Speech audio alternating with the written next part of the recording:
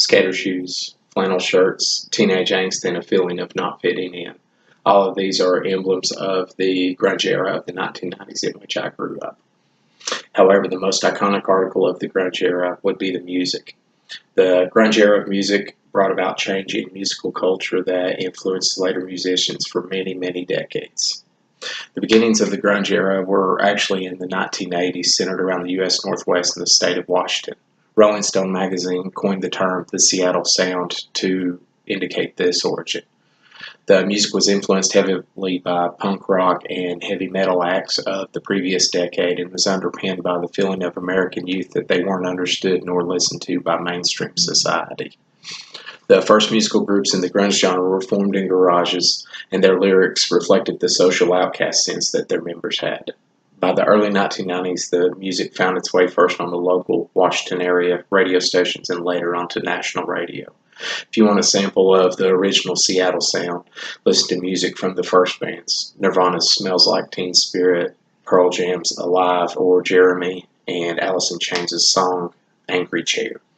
I should warn you though, if you listen to it too much, you may have an urge to black out your windows, lock yourself in your basement, and start hating on your parents. The end of the beginning of grunge came about in 1994 with the death of Kurt Cobain, the frontman, lead singer of the group Nirvana. To this day, there is a subset of hardcore fans who believe his death was not an overdose suicide like reported by the police investigators, but was a murder committed by his wife, Courtney Love. Just last year, according to an article I read in NPR, a follower of this conspiracy theory had filed a lawsuit seeking to obtain the investigation photos from his death some 24 years later. In the mid-1990s, the grunge genre achieved huge commercial success. You couldn't turn on the radio to any rock station without hearing some representation of the Seattle sound.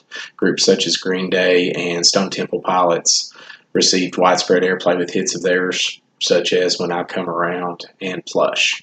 These groups bridged the gap from the exiled outcast beginnings of grunge music written and performed in parents' basements and garages to mainstream high-dollar studios and world tours. The transition was difficult for some acts, as evidenced by their fading away or sometimes burning out. Nirvana's members went their separate ways after Cobain's death, some to continue in new musical acts and others to get out of music altogether. Pearl Jam engaged in a long-running dispute with the ticket seller Ticketmaster for overcharging fans, and they didn't play many domestic venues for the rest of the decade. Other acts disintegrated under the pressure of stardom and success. This disintegration led to a transformation of grunge music into the post-grunge era. The groups of the post-grunge era took the edgy, angst-ridden foundation of the original acts and commercialized it for the masses. Bands such as Nickelback, Godsmack, Foo Fighters, and Three Doors Down presented the same hard-hitting musical notes, but with lyrics that were suitable for radio airplay without censorship and for sale without a parental advisory label on the CD. Later, pop-punk bands of the 2000s reflected the influence of the grunge era in their sound.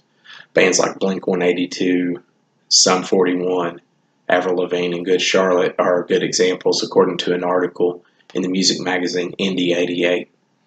Other genres that were influenced by grunge was nu metal, with examples being Korn and Limp Bizkit. So, is the grunge era coming back? From looking at today's culture, it is possible. Youth today also seem disenfranchised with our society and misunderstood, much like the youth of the 80s and 90s did. See a lot of flannel and skate shirts and Nirvana t-shirts at my college campus whenever I go to classes. And if you listen to the music today, I'm sure you will find some influence from grunge music in those songs.